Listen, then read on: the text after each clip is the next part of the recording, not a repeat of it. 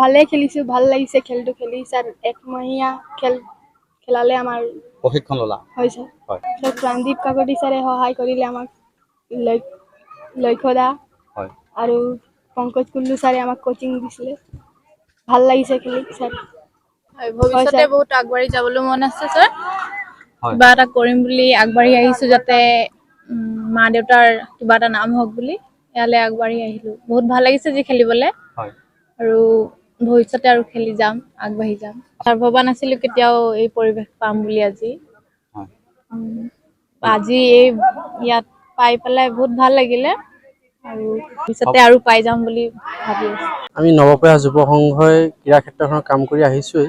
আমি তেনেকুৱাতে আমাৰ মৰঙী সমাজকৰ্মী তথা প্ৰাক্তন সাংবাদিক প্ৰাণদীপ কাকতিদেৱে আমাক সহায় কৰিলে।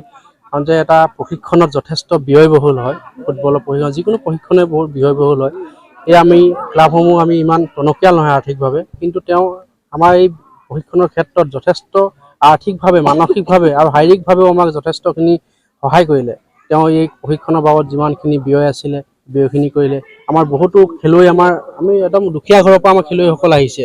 বহুতো খেলুৱৈ আমাৰ পিন্ধিবলৈ জোতা নাই, এযোৰ মোজা নাই, কিন্তু এই জোতা মোজাৰো আমি প্ৰায় 13 গৰাকী আমি খেলুৱৈক আমি জোতা বুটৰ ব্যৱস্থা কৰি দিছোঁ, ফুটবলৰ ব্যৱস্থা কৰি দিছোঁ, আৰু খেলপথাৰখন আমি ধুনীয়াকৈ প্ৰস্তুত কৰি দিছোঁ। আৰু আমি ভাবিছোঁ আমাৰ এই শিশুসকল, আমাৰ এই যুৱতীসকল বা যুৱকসকলে এদিন ভাল ফল দেখুৱাব, আমাৰ অঞ্চলটোৰ কাৰণে গৌৰৱ কঢ়িয়াই আনিব আৰু ক্ৰীড়া ক্ষেত্ৰখনক আগুৱাই লৈ যাব। আমি জানো ক্ৰীড়া এক ইমান ধুনীয়া ব্যৱস্থা আছে, ব্যৱস্থাৰ মাজেৰে যাতে তেওঁলোকে আগবাঢ়ি যাব পাৰে। এই পৰা জংঘল খেলপথাৰত একাংশ ছোৱালীয়ে ফুটবল খেলিলে।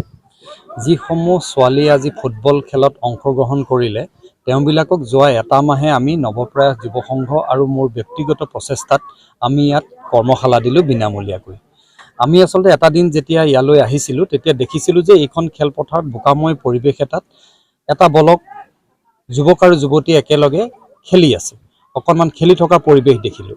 আৰু তাকেই দেখি পেলাই আমি চিন্তা কৰিলোঁ যে এই খেলৰ প্ৰতি আগ্ৰহী যুৱক যুৱতীসকলক যদি আমি উপযুক্তভাৱে যদি প্ৰশিক্ষণ দিব পাৰোঁ, তেওঁবিলাকে নিশ্চিতভাৱে ইয়াৰ পৰা ওলাই গৈ ভাল খেল খেলিবলৈও তেওঁবিলাক সক্ষম হ'ব। আৰু সেই চিন্তাৰে আমি যোৱা এটা মাহত ইয়াত ফুটবলৰ প্ৰশিক্ষণ পাতিলোঁ, কৰ্মশালা পাতিলোঁ। এই ফুটবলৰ কৰ্মশালাত ইতিমধ্যে প্ৰায় 70 গৰাকী যুৱক যুৱতীয়ে ইয়াত অংশগ্ৰহণ কৰিলে।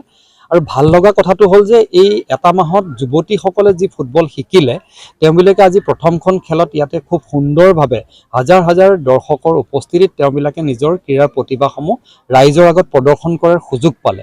আৰু ভাল লাগিছে যে তেওঁবিলাকে ইমান সুন্দৰকৈ ফুটবল খেলিলে, যাৰ জৰিয়তে আমি আশা প্ৰকাশ কৰিব পাৰোঁ যে এই গাঁৱৰ মাজৰ পৰা, চহা জীৱনৰ মাজৰ পৰা, চহা পৰিয়ালবিলাকৰ মাজৰ পৰা উঠি অহা প্ৰজন্মটোক আমি ক্ৰীড়াৰ ক্ষেত্ৰত যাতে আগুৱাই লৈ যাব পাৰোঁ, আৰু সমাজৰ মাজত দেখা দিয়া এই ড্ৰাগছ বা অন্যান্য মাদক দ্ৰব্যৰ যি ভয়াৱহ ব্যাধি, এই ব্যাধি ৰোধ কৰিবৰ কাৰণেও এনেকুৱা ক্ৰীড়াৰ প্ৰতিভাসমূহক যাতে আমি উলিয়াই আনিব পাৰোঁ, তাৰ প্ৰতি যদি যত্নৱান হওঁ, তেতিয়াহ'লে নিশ্চিতভাৱে এখন আমি সুস্থ সমাজো লাভ কৰিব পাৰোঁ।